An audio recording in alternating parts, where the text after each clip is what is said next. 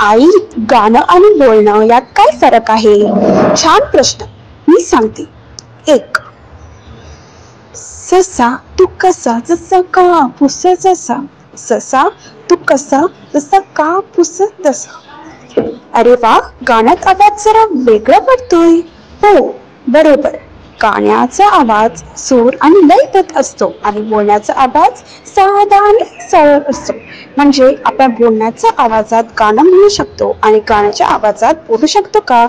अगदी बरोबर. चल, एक प्रयोग करूया. चांदोबा चांदोबा भागलास का?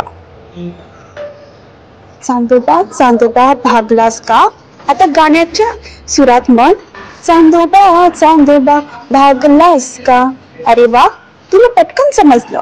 गाणं आणि बोलणं वेगवेगळं कसं असतं ते आता कळलं ना? हो आई, आता मी माझ्या मित्रांनाही शिकवणार.